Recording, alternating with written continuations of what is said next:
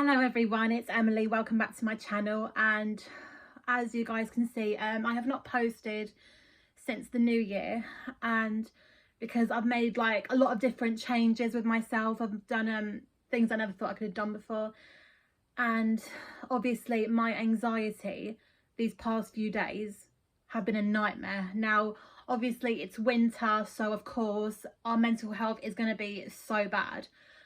But this anxiety inside me, oh my god, it's literally there. It feels like, you know, like you see a small ball, and let's just imagine that your ball is your anxiety, and you're trying to like squeeze it, trying to like deflate it, but it just keeps on growing into a big ball.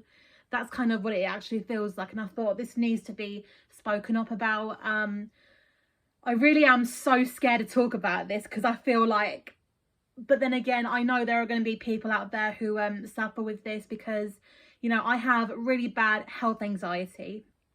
And when like with like health anxiety, I mean, like people like waste doctors' time, but other people avoid seeing a doctor and everything. And obviously I am that victim.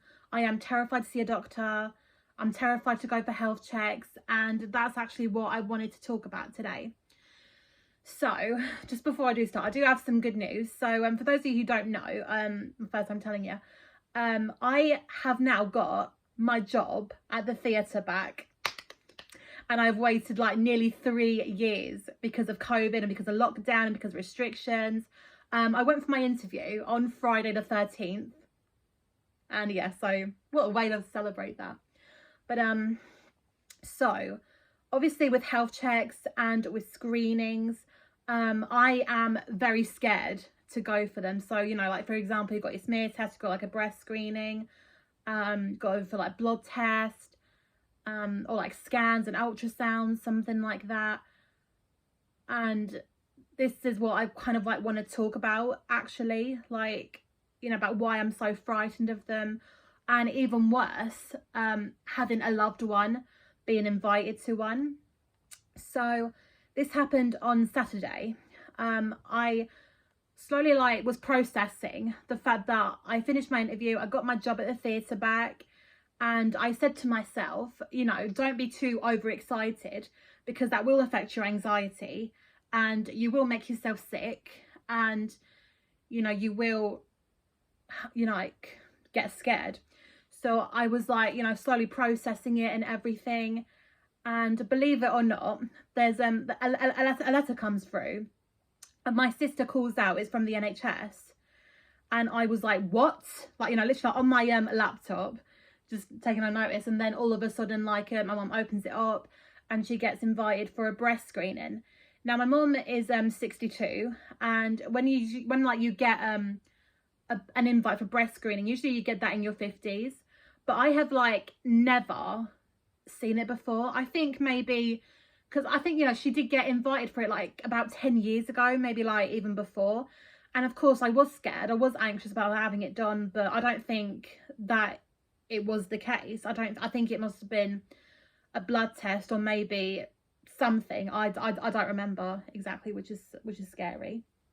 Now my mom is not interested in like having a breast screening done, so what she did is that she threw it away. But obviously, me being me, I am so scared that she's gonna have it and she's not gonna like tell me. So like what did like horrify me was like, you know, like seeing the leaflet, seeing like having a breast screening, and I'm like, oh shit, you know what I mean? Like, how did that suddenly come to that? How did that suddenly come? And then I looked at the letter, and again it horrified me because it had like the date, the time, about when your appointment is. And I was like immediately like frightened, thinking, how can they just like give you an appointment? I mean, like, surely can't you make the appointment yourself and stuff like that? But then I got told, because like where it's a hospital, of course they're gonna invite you for an appointment. You can't make the appointment unless it's with a doctor's surgery or something. So ever since then, I've been suffering really bad with this anxiety, because apparently the appointment is on like February 9th, which is the day after my nephew's birthday, who was born sleeping.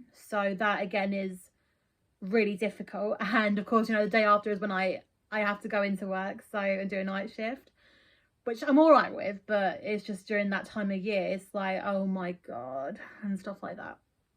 So, but obviously I've been literally having talks with my mum. I've been crying to her. I've been like, you know, shaking, having anxiety over this. And what annoys me is that, because I know that, you know, we have to have these screenings to save lives and help ourselves. But what annoys me is that I'm 27 and I have not been in a hospital or like in a doctor's surgery since 2019. And, you know, because I'm such a chicken. But then again, it's more like the anxiety that I feel that is inside me and it doesn't want to go away. I'm pretty sure, if you know what I mean by that. And, you know, like my mom keeps on saying that she's not going to have it done because she knows her body. She checks herself regularly, so she wouldn't really have to worry about it. But obviously, I don't want you people to say, oh, you know, she must just in case. She must just in case. Yes, and I agree with you. I mean, I would like her to have it done, but I don't want her to have it done. But, you know, so, and that's what I'm scared of. Like, the thing that I'm really terrified of is that she's going to go on the date behind my back and I'm not even going to notice. That's what really frightens the life out of me. But of course, you know, she threw it away. That is, again, what I'm trying to do with like thought challenging, like, which is what I learned in therapy. You know, like, you challenge your thoughts, thinking, okay, she threw it away. She said she's not going to have it done. She knows her body. She knows if there's something seriously wrong and she wouldn't hesitate on going. So that again is like what I try and challenge the thoughts with. But again, anxiety, it is so bad. So, and I'm thinking, I'm 27 years old. I have not been for my smear yet because, again, I am scared about, you know, like what the results are going to be. It's going to be bad news. And that, again, is what I avoid it so, you know, so much. And I know that people are probably going to say, well, you won't know unless you go for it. And then that way, you know, you'll do it for peace of mind. But, and it's like, I want to, I really do want to, but I can't because I'm affected by the anxiety. And I remember, like, just the morning before my my interview, I remember just sitting on my chair thinking that, oh my God, I haven't been for my smear. I haven't been for any other health checks. And I just burst out crying, feeling so ashamed of myself, thinking, why am I like this? Why did I have to grow up and be like this? And, you know, when you feel like you're a terrible person because you're not doing yourself any favors, you're not helping yourself, you're not taking care of your body. And that's what really makes me feel like a really bad person. And that is really bad. And I do try and think, why am I so scared of hospitals? Why am I so scared of seeing a doctor? Why am I so scared of seeing a nurse? And I think the reason is because as a child, obviously in my early years, I was in and out of hospitals like so often, like, because I mean, I had croup, which led me to having asthma, and it was quite severe. I think it was severe. I don't really remember. Yeah, and then I think it was an eye infection, but and obviously, like, my mum took me up to the doctors, and then they said to me, just put like some cream on her, she'll be all right. But apparently it got so much worse that I again was rushed to A&E, and they said that, oh my God, if I didn't come by sooner, it could have like the infection could have like spread to my brain. I don't know if it was that or if it was something else, but yeah, like it would have like spread to my brain. I could have been brain damaged or something. So again, that really awful. So yeah, and also again on Valentine's Day, I'll never forget this day. Obviously my sister, which is what they said that she has one kidney, which is kind of like not true, because like she does have two kidneys, but one of them is just not where it should be. It's somewhere else, but it's now on the right place. So they wanted to check me out, and this happened on Valentine's Day when I was about 6. I had a scan. I had like literally like so many of them. It was unreal. Like, oh my God, it wouldn't stop. And then I had a blood test. That one was the worst, because then they tried putting the needles on my finger, but they wouldn't do that. They tried it on the other one, which helped. And my mum was crying because, you know, I was in pain, and that made me a lot worse. So yeah, again, not happy at all. And obviously, you know, she had to do this by herself, so that was really bad. And then they let us out for the hospital for a few hours, and then we had to go back, and I had to have an x-ray, which again went okay, but which was, I think that was a lot more better than the others. So yeah, but it was a really horrible like day for me. I think that's what really put me off Valentine's Day a lot, because that's when it happened. So yeah, it was really awful, and I think maybe that's what really, you know, like triggered off the anxiety. And another one as well was that I had a really bad chest infection, and you know, the amount of time, I mean, I never felt so sick that one time. And I was I remember like just laying on my sofa, and my mom looked really like worried about me, and then I said I'll make you an appointment with the doctors, and they said that, you know, she looks really sick, her eyes are half closed. And of course, you know, when you have a chest infection, it really does make you sleepy, it really makes you drowsy, which happened to me. And obviously, you know, that's what they all thought it was. So they took me up to the doctors, and again, it made no difference. So my mum dragged me up to the hospital, where it turns out that I had a severe allergic reaction, because we had 2 hamsters and one of them bit me a couple of times, and it kind of got infected because I didn't take care of it. So yeah, it could have been a lot worse, but they gave me a shot on my thumb, and I think without an EpiPen. I think that's what they usually use. And yeah, eventually I was okay, although we had to give up the hamsters, which was very sad. But yeah. So yeah, as I was growing up, again, you know, in and out of hospitals, like every 24/7. I even stayed over in hospitals one time, well, for a couple of nights. Again, that was a really difficult time. And obviously, you know, like my mom being a single parent, she had to do this by herself, and it was really tough. I mean, and I think that's what really does scare me so much about hospitals, because it reminds me so much, you know, of like really sad times, and, you know, really devastating. And I think every single time that, you know, you go to a hospital, again, it just brings back all like them horrible memories, and then you worry thinking, oh my God, like it's going to be bad news, isn't it?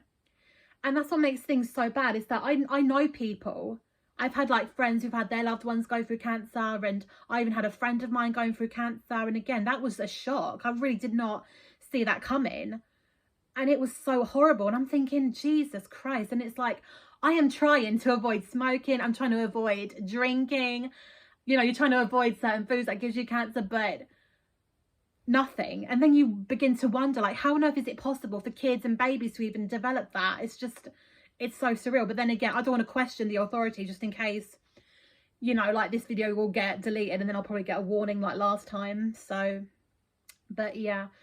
And I keep saying to myself, you know, I've literally made so many different changes, you know, for the past few weeks, even in such a short space of time.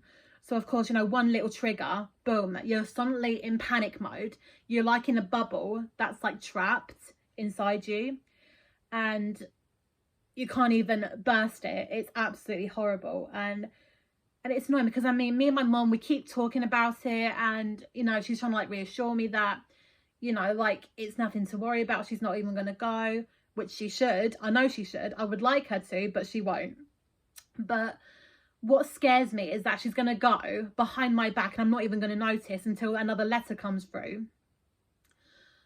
So yeah, I am dreading that day so badly, and it's really like ruining me, because I mean, I did keep myself busy and trying to get my life back on track, but of course, you know, it is absolutely difficult. I still feel a lot of anxiety that is just there, but I'm trying to like move on with my day, and maybe just, you know, understand it. Because I mean, there are moments when I'm like, oh, you know, it's all right, she threw it away, that's fine, I'll be okay.